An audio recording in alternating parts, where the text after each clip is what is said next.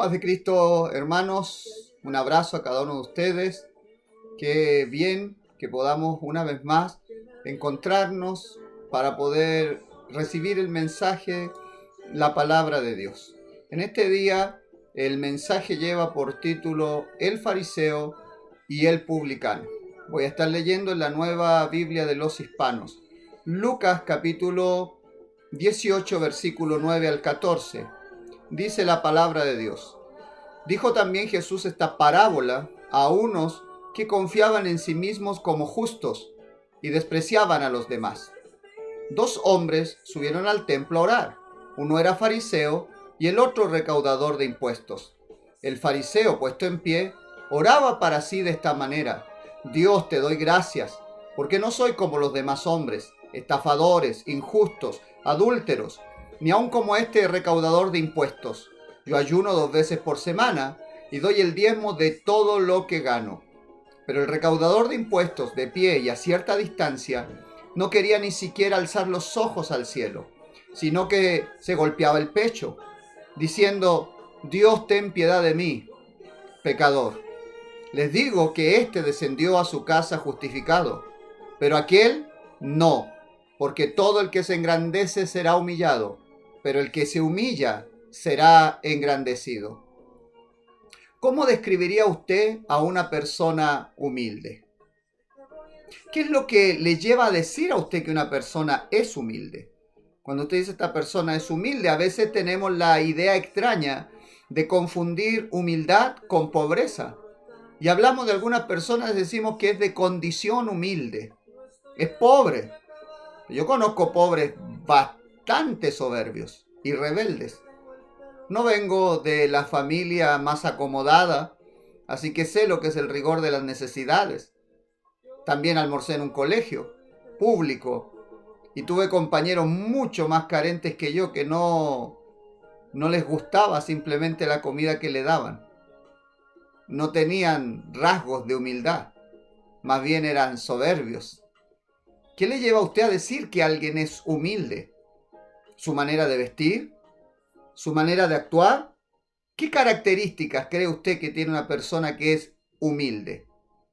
La actitud es la manera en la que pensamos, actuamos o sentimos, cómo enfrentamos una situación, la manera en que medimos nuestro contorno frente a una u otra situación dada.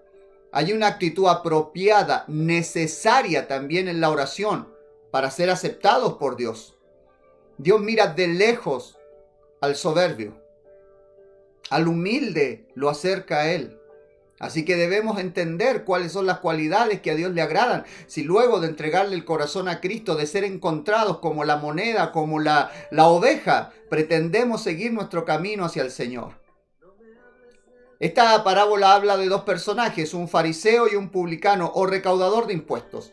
El fariseo creía que la salvación venía por obedecer leyes y preceptos que ellos mismos habían establecido, una autojusticia. Ellos hacían la lista, ellos decían esto es lo que hay que hacer. El Señor le reprochó en una ocasión a algún fariseo muy correcto, muy celoso según sus leyes, pero que invalidaban el mandamiento. Despreciaban, no amaban al prójimo. Eran como sepulcros blanqueados. Por fuera parecían mármoles hermosos, adentro solo huesos de muerto. Corrupción. La autojusticia. Cuando yo hago una lista de las cosas que yo sé hacer y me salen bien, y entonces eso creo que es la norma de lo que es justo. Estaba también el publicano, que era un oficial judío, pero del gobierno romano. Despreciado por todos por esto mismo. Conocía muy poco de la ley de Dios en realidad, pero anhelaba una vida mejor.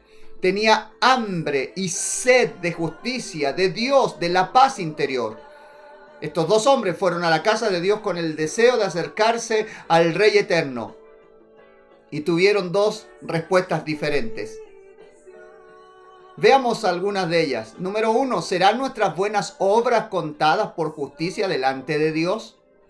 Lucas 18, 11 y 12 dice: el fariseo, puesto en pie, oraba para sí de esta manera: Dios, te doy gracias porque no soy como los demás hombres, estafadores, injustos, adúlteros, ni aun como este recaudador de impuestos. Yo ayuno 2 veces por semana, doy el diezmo de todo lo que gano. El fariseo tomó una postura para ser visto y destacar entre los demás mientras oraban. Vean la joyita que aquí está orando. Debieran detener el culto, olvídense de Dios, yo llegué aquí. En esa postura, él hizo una lista de sus cualidades. Delante de Dios pretendió sacar su mejor currículum para ser aceptado. No era ladrón, estaba mirando al publicano, así que debe haber estado hablando de ser codicioso, estafador. No era injusto en ninguno de sus tratos. No le hacía mal a nadie, no era adúltero, así que amaba a su prójimo como a sí mismo. Ayunaba 2 veces por semana, glorificando a Dios con su propio cuerpo. Daba sus diezmos de todo, glorificando a Dios con sus posesiones terrenales. Pero Dios no aceptó su oración. ¿Por qué? Porque lo hizo con orgullo, no estaba hablando con Dios, estaba hablando para sí. Se estaba mirando en el espejo de su ego y estaba gustándole mucho lo que veía. La raíz del orgullo espiritual es la comparación de uno mismo con otras personas. No involucra a Dios, no está en adoración, no está en búsqueda del Altísimo, sino que se compara con los demás. Siempre es camino de amargura, frustración y depresión compararse con los demás. Siempre habrá personas mucho más aventajadas que nosotros en todas las áreas. Y también habrá gente mucho más desposeída. No tiene ninguna gracia ponerse de igual a igual con los que están en una situación más precaria. Es injusto. Y no tiene ningún sentido ir a compararse con los que están mejor. Hay que buscar a Dios, el que nos ama a todos. Pero el orgullo se compara con los demás y busca de quién ser rival y ganarle. Y no busca a Dios. La mente del orgulloso mira alrededor en lugar de mirar hacia arriba, hacia la meta del supremo llamamiento. El fruto del orgullo espiritual es el ser religiosos. Es el único resultado que va a dar cuando una persona es orgullosa de sus cualidades. Ser religioso y poner su norma como la perfección. No es capaz de ver sus imperfecciones. Solo cuenta lo bueno según su canon. Y a lo mejor hasta eso está malo. Y no podrá experimentar nunca lo que siente el adorador, el corazón contrito y humillado. Para él oración, ayuno, culto, canto, administración, servicio, todo es religión, nunca una relación. La persona se considera justa a sí misma y en su espejo no haya defecto. Quiere que Dios, al igual que él o ella, admire sus propias virtudes por las cuales se considera superior a otros. El religioso orgulloso cree que merece ser recibido en el cielo y espera que Dios lo note, se dé cuenta. Y ahí vienen las lágrimas de amargura, la frustración. He escuchado a la gente decir, pero yo hice esto o aquello, frente a su frustración. Hubiera sido mejor que este fariseo aprendiera la palabra de Dios y viera cómo actuaban los hombres de Dios. Elías el profeta en Primera de Reyes 19:4 dice, toma mi vida porque no soy mejor que mis padres. No estaba orgulloso ni ufanándose de sus logros. Sin embargo, el fariseo se está jactando de que no es ladrón, que no es injusto, que no es adúltero ni publicano. Pero sus pensamientos están mostrando un corazón bastante malicioso, bastante lejos del corazón del adorador delante de Dios. Y lo que Dios busca es un adorador en espíritu y en verdad. Ahora bien, ¿qué es la humildad? Lucas 18:13 dice, pero el recaudador de impuestos de pie y a cierta distancia no quería ni siquiera alzar los ojos al cielo, sino que se golpeaba el pecho diciendo, Dios, ten piedad de mí, pecador. Por supuesto, ser un hombre humilde, una persona humilde, es saber que Dios es el creador y a Él hay que reconocerle y darle honra. Es la conciencia de que somos imperfectos y faltos y que vivimos ante la grandeza de un Dios santo y perfecto. Esa sería la medida para ser una persona humilde. Reconocer que Jehová es Dios. Él nos hizo, no nosotros a nosotros mismos. Ha tenido logros, gloria a Dios. Pero el Dios delante del cual estamos es infinitamente muy superior en todos esos logros y se merece más y más todavía después de eso. El publicano está en un acto de contrición, de adoración, de verdadera humildad. Él golpea su pecho al estar en la presencia de Dios. Al ser publicano debe haber tenido mucho dinero, pero él no está confiando ni en su riqueza, ni en su casa, ni está ufanándose de sus logros, ni le anda contando a nadie que tiene, o cuánto regaló, cuánto puso en la donación de la ofrenda del templo. Él lo que está es golpeándose el pecho porque sintió en su corazón el poder de Dios y su santidad. Esto despertó en él un anhelo por ser santo, y tal anhelo le hizo sentir que su vida no estaba yendo por el camino correcto. Se dio cuenta de su pecado porque se dio cuenta delante del Dios que estaba. El corazón del pecador se compunge cuando se arrepiente. Isaías, al pensar, a pesar de que era un gran profeta, cuando estuvo en la presencia de Dios y llegó al trono del Señor allá en Isaías 6, al entender, ver, percibir su majestad, el esplendor del trono de Dios, no pudo menos que sentir su bajeza y reconocer su pecado. Isaías 6:5 dice: entonces dije, ay de mí, porque perdido estoy, pues soy hombre de labios inmundos, y en medio de un pueblo de labios inmundos habito, porque mis ojos han visto al Rey, el Señor de los ejércitos. Es mejor reconocer nuestra debilidad y faltas que pretender ser mejor que los demás. Debemos entender que para poder ser recibidos en la presencia de Dios, nosotros necesitamos la sangre del Cordero derramada. Solo la sangre del Cordero nos limpia del pecado. La Biblia Reina Valera traduce de la siguiente manera la oración del publicano en Lucas 18:13. Sé propicio a mí, pecador. Pero las demás versiones de la Biblia lo traducen de una manera más clara, como esta que estamos leyendo hoy día, la Nueva Biblia de los Hispanos. Dice: Dios, ten piedad de mí, pecador.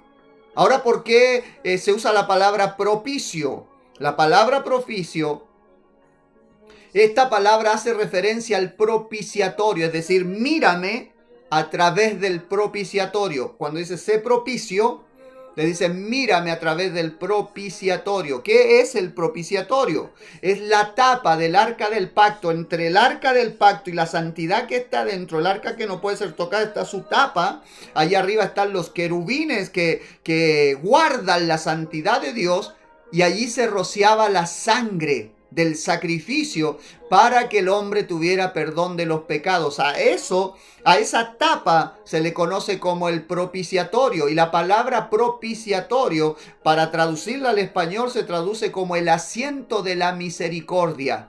Estaba en el tabernáculo, en el desierto, y después en el templo, en el arca del pacto. El sumo sacerdote entraba una vez al año y rociaba con sangre sobre el propiciatorio. Y esa sangre del sacrificio del cordero es la que aplacaba la ira de Dios por el pecado del pueblo. El publicano estaba clamando por este tipo de misericordia. Decía: no me mires a mí, mírame a través de la sangre del propiciatorio. Ten misericordia de mí, en el asiento de la misericordia. Mírame a través del sacrificio de otro. No tengo que dar, no tengo que ofrecer, pero míreme, Señor, a través de la sangre derramada en el pago por mi pecado. Tenga misericordia de mí. El publicano, estando lejos, dice, se golpeaba el pecho, pero estaba lejos, ni siquiera quería acercarse. Con mucha reverencia miraba el lugar santo,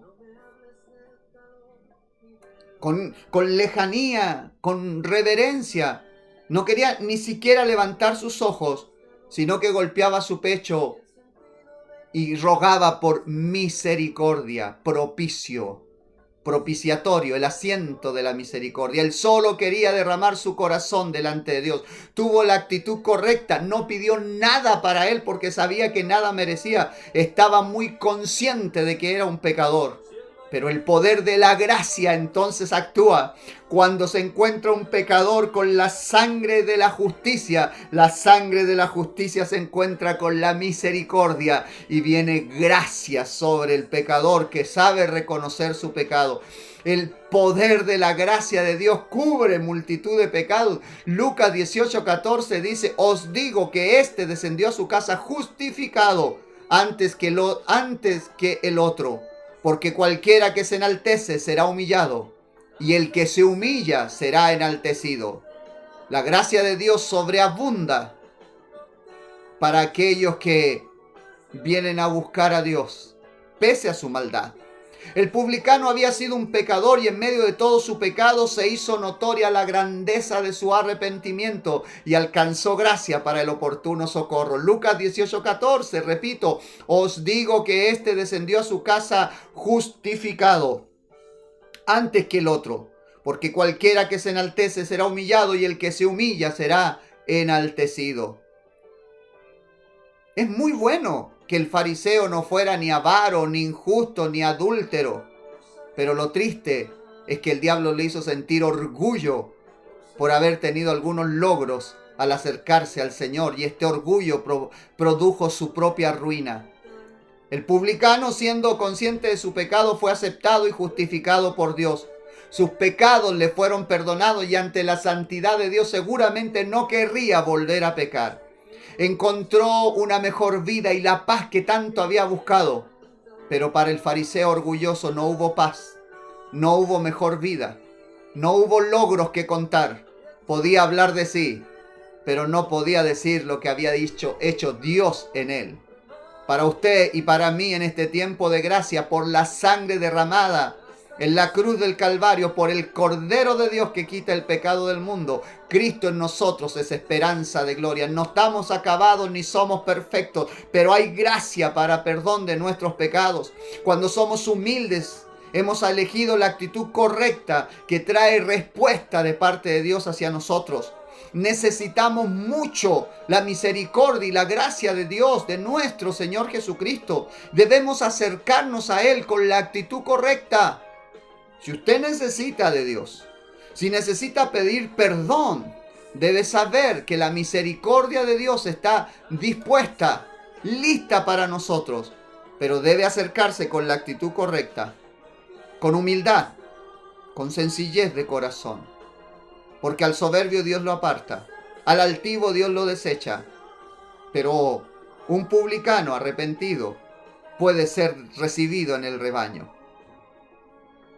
Que el orgullo se aparte de nosotros, toda vanidad salga de nosotros, no tenemos mérito ninguno. La gloria y la honra es solo para Dios. La actitud correcta es saber que somos seres pequeñitos ante un Dios grande y que todos nuestros logros y perfecciones no significan nada ante un Dios que es santo y todopoderoso. Entrad por sus puertas con acción de gracia y por sus atrios con alabanza. Reconoced que Jehová es Dios, Él nos hizo y no nosotros a nosotros mismos. Solo podemos ser adoradores y aguardar la esperanza bienaventurada y la manifestación gloriosa de nuestro gran Dios y Salvador Jesucristo. Según Tito 2:13. Cierre sus ojos, oremos a Dios. Señor Jesucristo, en esta hora, Padre, reconocemos que usted es grande, que usted es digno de toda alabanza, que usted es el único que merece aplausos y reconocimiento. Señor, desechamos de nuestra vida todo orgullo, desechamos de nuestra vida toda altivez, desechamos de nosotros todo mérito personal, autojusticia, que a veces nos hace sentir que somos los únicos, los aptos, los mejores. Señor, este vicio de compararnos con los demás, de pretender ganar, de imponernos sobre las demás personas, Señor, sáquela de nosotros. No queremos ser rechazados por usted. Preferimos nosotros rechazar el orgullo, rechazar los méritos, rechazar todo aquello que tiene de buen nombre, Señor, por tomar su nombre. Todo por lo que podía gloriarme lo tengo por basura con el fin de ganar a Cristo. El corazón contrito y humillado, usted no lo rechaza, Señor. Abrimos nuestro corazón a usted, confesamos, le necesitamos. Nuestro único camino, nuestra única verdad, nuestra única vida, nuestro único Salvador es usted, Señor Jesús. Estamos en sus manos. Gracias por su gracia. Gracias por su misericordia, por su perdón. Usted es digno de toda honra, de toda gloria. Suyo es el reino, el poder y la gloria, por los siglos de los siglos. Amén. Amén.